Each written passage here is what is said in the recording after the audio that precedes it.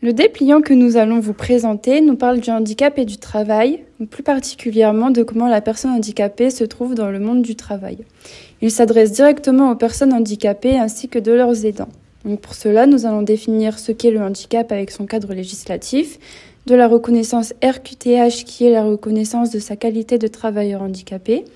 Nous allons ensuite parler des travailleurs handicapés dans le domaine public ainsi que privé, de leur temps partiel thérapeutique et puis de leur carrière du travailleur handicapé.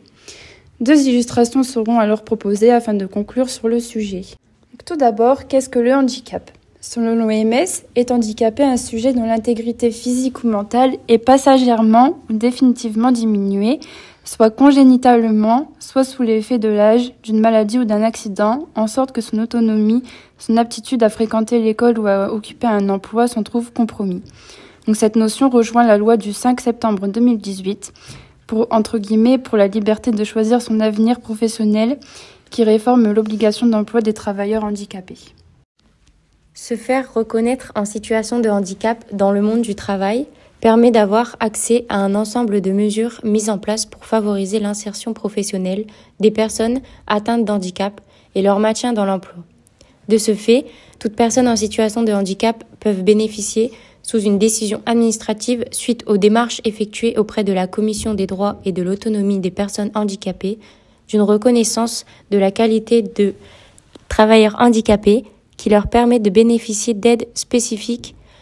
2,51 millions de personnes ont une reconnaissance administrative de leur handicap et bénéficient de l'obligation d'emploi. Dans les droits des personnes en situation de handicap et d'inaptitude, ils peuvent bénéficier des aménagements de postes et horaires, les formations adaptées aux handicaps et spécifiques au handicap, le temps partiel de droit, la priorité pour les mutations, détachement, mise à disposition, les chèques vacances, les conditions avantageuses de départ à la retraite ainsi que des frais de déménagement. Le domaine public se rapporte à l'ensemble des personnes reconnues travailleurs handicapées par la Commission des droits et de l'autonomie des personnes handicapées et assimilées peuvent être concernées par le travail en milieu ordinaire.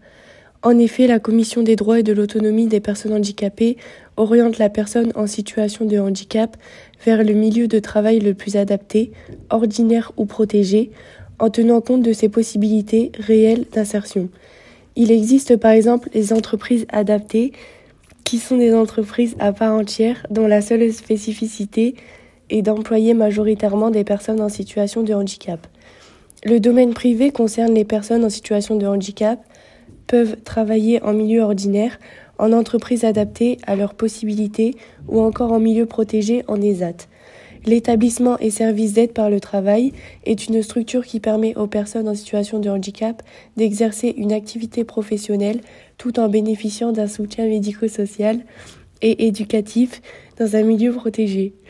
Cette structure accueille des personnes qui n'ont pas acquis assez d'autonomie pour travailler en milieu ordinaire ou en entreprise adaptée à leurs besoins. L'exercice des fonctions à temps partiel pour raisons thérapeutiques peut être accordé parce que le fonctionnaire doit faire l'objet d'une rééducation ou d'une réadaptation professionnelle pour retrouver un emploi compatible à son état de santé. Ce temps partiel est accordé, sur une demande expresse, par l'inspecteur d'académie ou le recteur après avis du comité médical pour une durée de 3 mois dans la limite d'1 an pour une même affection. Toute personne en situation de handicap a sa place dans le monde du travail. Le principe de non-discrimination est clairement inscrit dans la loi. En tant que salarié ou agent de la fonction publique en situation de handicap, vous bénéficiez des mêmes droits que l'ensemble de vos collègues en matière d'évolution professionnelle. En aucun cas, votre handicap ne doit constituer un frein. Si vous avez travaillé en étant handicapé, vous pouvez partir en retraite anticipée avant 62 ans, ou plutôt à partir de 55 ans si vous remplissez certaines conditions de durée d'assurance retraite.